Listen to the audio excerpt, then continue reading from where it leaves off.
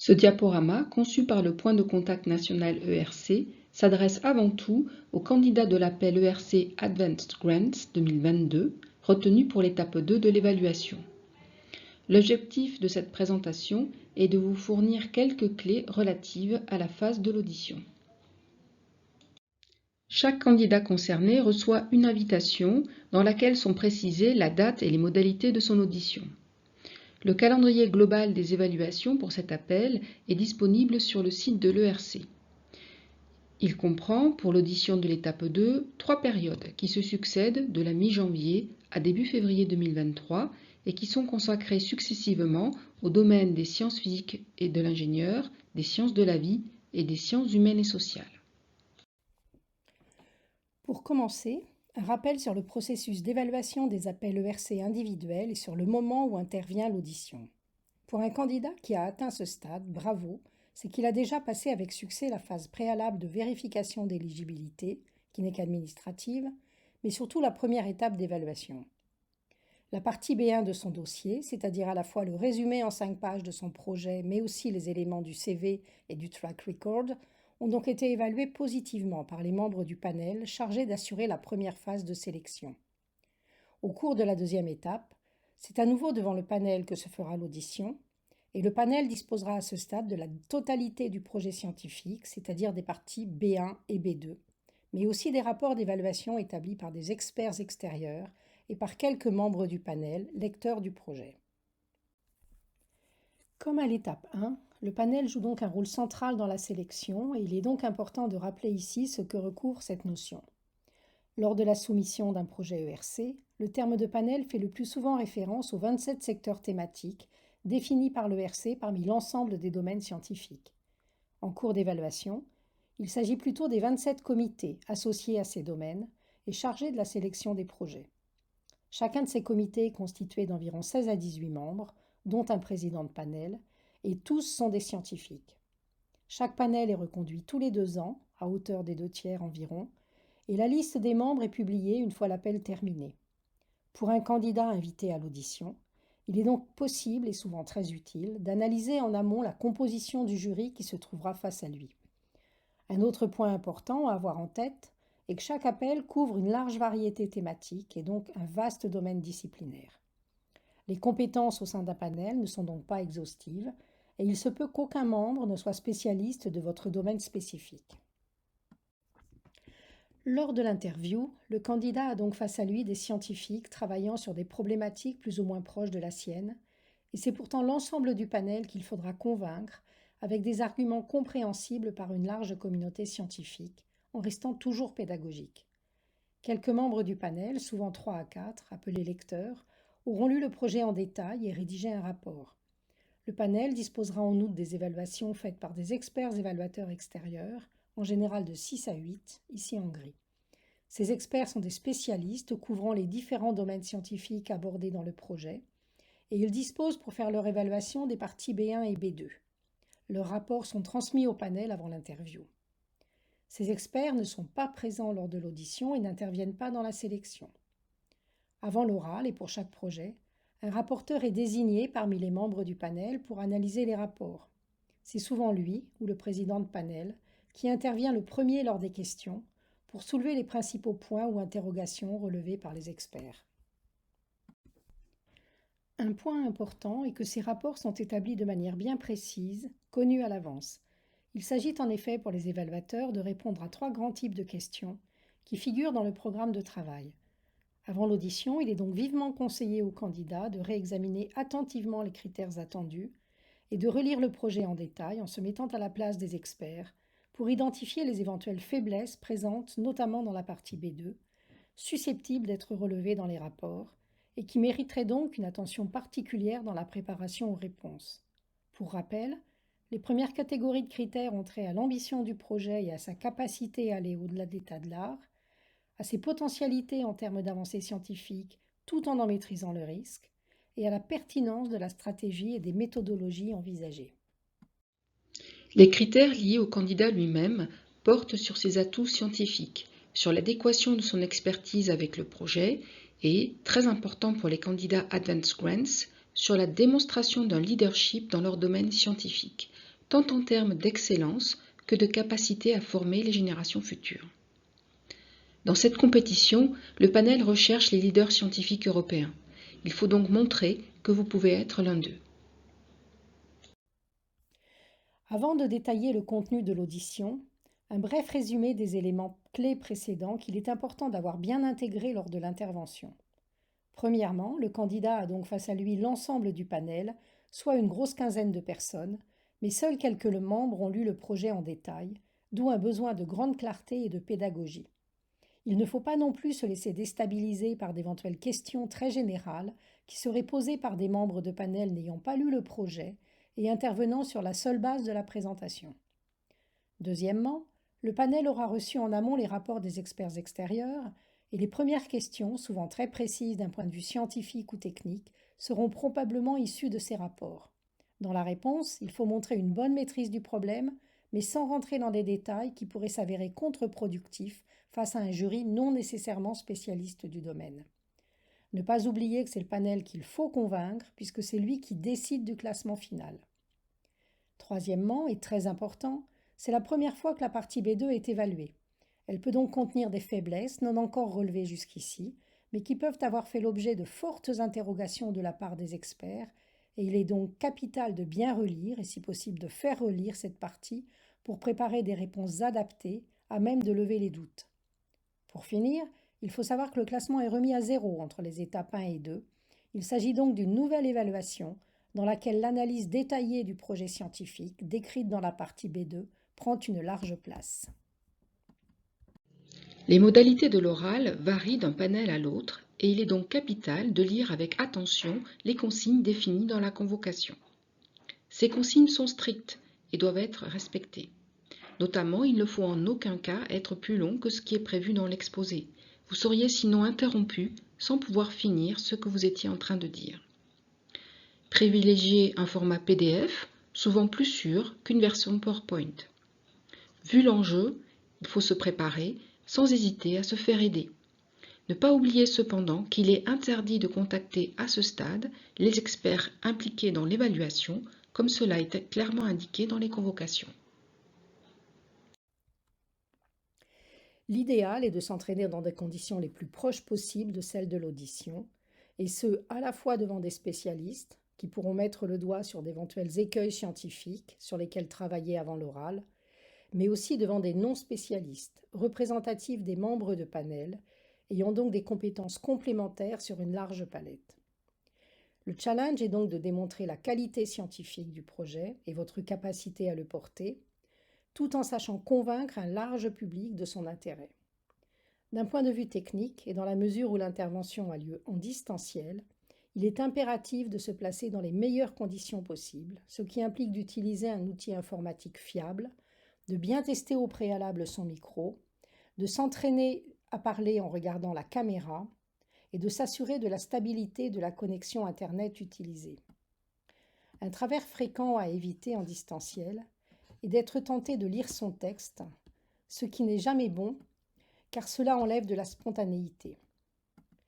Pour préparer les candidats, de nombreuses institutions d'accueil proposent dorénavant des oraux blancs. N'hésitez pas à les contacter si vous ne l'avez pas encore fait. Quelques conseils de bon sens maintenant relatifs à l'exposé oral. L'idéal est de raconter une histoire avec pédagogie et de manière à maintenir l'attention de l'ensemble de l'auditoire du début à la fin. Il faut savoir capter et maintenir l'intérêt avec un déroulé fluide et clair, des messages simples mais marquants, un visuel adapté qu'il ne faut pas trop charger, et ceci tout en parlant de science puisque c'est ce qui est attendu d'un projet ERC. Une clé de la réussite est de savoir faire passer son enthousiasme et sa passion sur des bases qui doivent toujours rester solides scientifiquement et bien argumentées. Être invité à l'audition est une véritable opportunité pour défendre son projet, dans un dialogue avec des pairs, à savoir les membres du panel, qui sont eux aussi des scientifiques. Utilisez aussi l'exposé pour montrer que vous portez le projet avec sérieux, sur la base de compétences scientifiques solides et avec toute la conscience du financement conséquent qui est à la clé. Ne pas se perdre dans des détails inutiles, mais aller au contraire à l'essentiel, de manière posée, pour tenir confortablement dans le temps imparti, tout en étant en mesure d'aborder les principaux éléments clés du projet. Parlez avec calme et distinctement, et ne pas oublier que ce n'est pas la maîtrise de la langue anglaise qui est jugée, mais bien la qualité du projet. Tout l'enjeu est de satisfaire le panel qui ne demande qu'à vous suivre en étant captivé par ce qui vous fait rêver, dans un contexte où la science est placée au centre. Listons maintenant de manière plus précise les informations qu'il est bon de faire figurer dans l'exposé. Il s'agit ici de conseils, mais chaque projet est particulier et chaque candidat est donc le seul maître de sa présentation et doit l'adapter selon son propre ressenti et les messages clés à faire passer. Dans tous les cas, la question centrale du projet doit arriver assez rapidement pour capter l'attention de l'auditoire. La placer dans le contexte actuel et dire pourquoi elle est importante et nouvelle. Introduire ensuite la stratégie envisagée et dire en quoi elle est particulièrement prometteuse en termes de rupture et d'avancée scientifique, ainsi qu'en retombée dans le domaine visé. Ne pas limiter son discours à la sphère française, mais bien se positionner à un niveau global, c'est-à-dire le plus souvent international. En tant que candidat, vous croyez à votre projet, il vous fait rêver. Faites donc en sorte de transmettre ce rêve aux membres du panel. Faites-le cependant en étant convaincant et donc précis, structuré et solide sur les voies méthodologiques qui seront mises en œuvre pour atteindre votre objectif. Il faut notamment démontrer la faisabilité, aborder la question des risques et de leur gestion, mentionner les innovations techniques s'il y en a, et être clair sur les attendus concrets visés en fin de projet. Même s'ils peuvent être brièvement évoqués au cours du déroulé, il n'est pas utile de s'attarder sur les aspects humains et budgétaires. Quelques rappels sur les éléments de CV sont bien sûr aussi utiles, mais ils doivent être brefs pour garder toute la place nécessaire au projet lui-même, qui est l'élément le plus important à ce stade. N'oubliez pas que vous avez passé l'étape 1, votre parcours a donc déjà été bien jugé, et si les évaluateurs souhaitent plus de détails, ils ont tous accès aux documents écrits et donc à votre CV détaillé.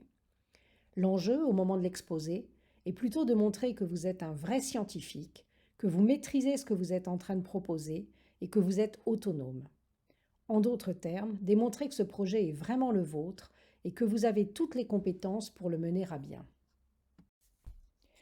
Vient ensuite la phase de questions-réponses qu'il faut aborder comme une discussion entre scientifiques, c'est-à-dire entre vous, candidats, et les membres de panel. Gardez en tête que le panel, en vous ayant sélectionné pour l'étape 2, est a priori en votre faveur, intéressé par votre dossier, et il ne demande maintenant qu'à être convaincu par vos apports lors de cet échange. Ne pas oublier que certains panélistes sont éventuellement moins concernés que d'autres par la thématique de votre projet, donc ne pas se laisser déstabiliser par des membres qui pourraient éventuellement paraître moins attentifs. Comme cela a déjà été dit, les premières questions posées par le rapporteur ou le président de panel aborderont les interrogations scientifiques les plus pointues tirées des rapports des experts évaluateurs extérieurs. Lors des réponses, ne pas oublier que vous vous adressez à l'ensemble de l'auditoire. Certaines questions peuvent être assez inattendues. Restez toujours serein, en ayant bien en tête que vos interlocuteurs ne sont pas tous spécialistes de votre domaine ou qu'ils peuvent avoir mal compris une réponse précédente.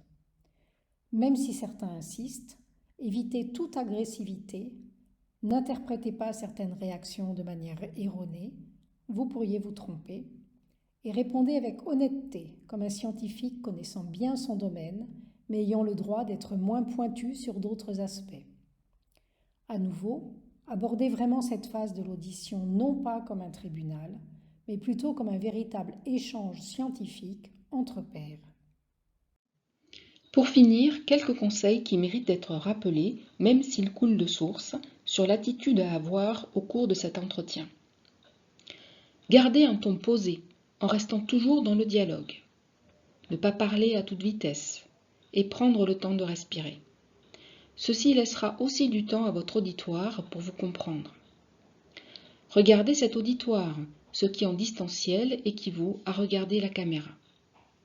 Répondre par ailleurs sans précipitation et toujours à la question, en prenant si nécessaire les quelques secondes qu'il vous faut pour affiner la réponse.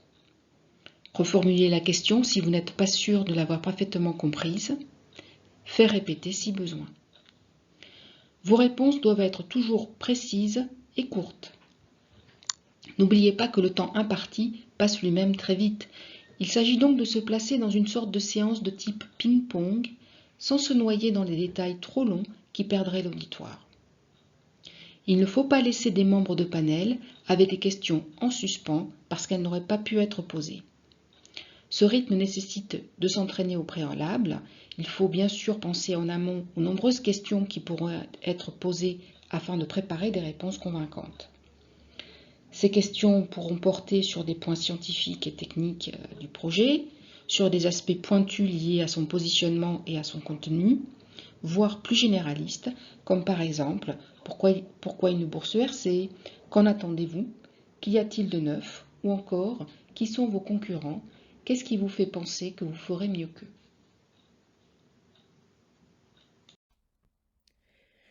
L'oral permet au panel de mieux connaître le candidat et il est de ce fait extrêmement important. Il peut totalement modifier le classement envisagé par le panel à l'issue de l'étape 1. La façon dont se passe l'oral ne présage en rien du résultat final et tous les cas de figure peuvent exister, comme le montrent les témoignages passés, avec aussi bien des candidats sortis effondrés mais qui sont lauréats, ou à l'inverse des candidats très optimistes mais non couronnés de succès. Souvent, l'accès à un succès ERC se fait sur plusieurs années, et si vous en êtes déjà arrivé là, c'est un signal fort pour l'avenir. Avant de conclure, une donnée importante pour ceux qui passent l'audition, à savoir les taux de succès moyens aux différentes étapes des appels ERC Advanced Grants. Le graphe reporte les évolutions des valeurs moyennes pour l'Europe sous le programme cadre précédent. En ayant atteint l'oral, vous faites partie du tiers des candidats retenus à l'étape 1, ici en gris. Dans cette nouvelle phase de l'évaluation, qu'est l'étape 2, vous avez maintenant environ 40% de chances d'être lauréat, comme le montre la courbe rouge. Ce sont ces taux successifs qui aboutissent au taux de succès moyen global, ici en vert, autour de 10% ces dernières années pour ce type d'appel. Pour conclure, si vous vous posez encore des questions ou avez besoin d'informations additionnelles, n'hésitez pas à consulter notre site internet ou à nous contacter. Nous sommes là pour vous aider.